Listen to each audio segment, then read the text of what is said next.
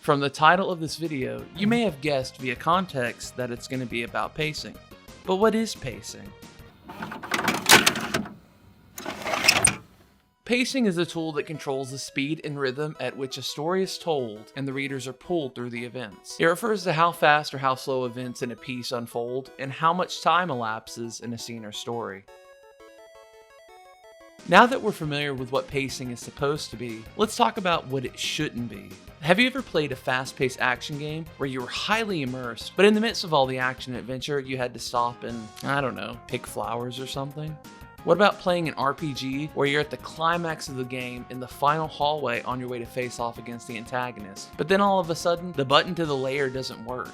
If you've experienced something similar, then you've experienced a game with pacing issues. Now, to be fair, these problems generally plague games that are narrative heavy, most specifically RPGs, but other games have also succumbed to bad pacing problems as well. The question, however, is why? Well, for older games, perhaps there's a devious reason. Let's rewind a bit and take a short history lesson.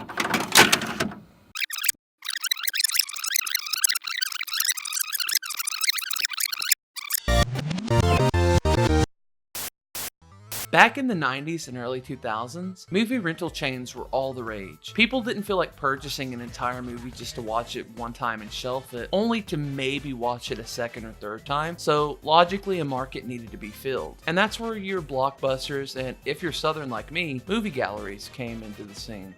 Naturally, video games suffer a similar problem, and a lot of parents didn't want to shell out $60 for a game that Junior was probably going to rage quit and never touch again. So the next logical step was to introduce video games to the rental business. And let me tell you, if you thought movie rentals were profitable, you better believe video game rentals shot their stocks through the roof. Why is this information important?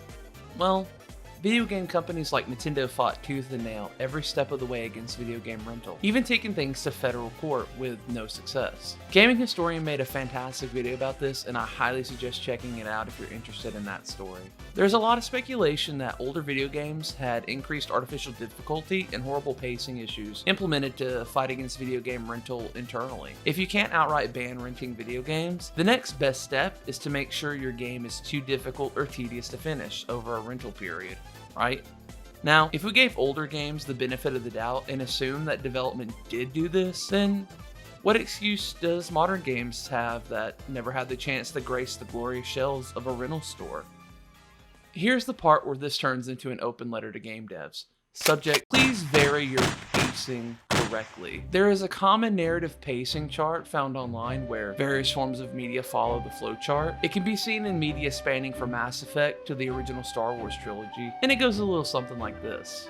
You want to grip your audience at the beginning, really reel them in, give them a bit of a cool down, and then gradually build up to various gripping sequences until the climax, which should be a satisfying experience that leaves your audience happy and feeling good about what they've sat through. What you should not do is hit your audience with action after action after action.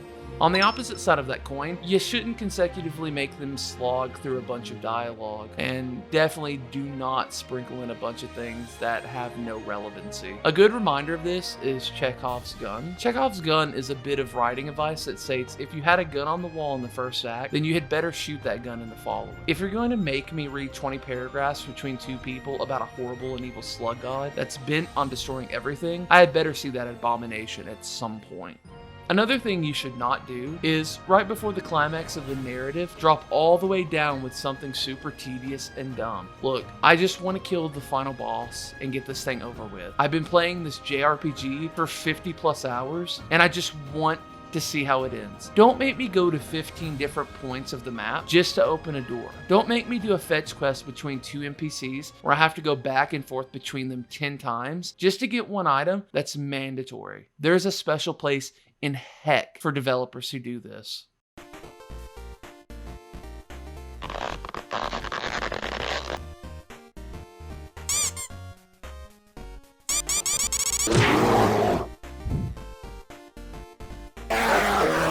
Call someone.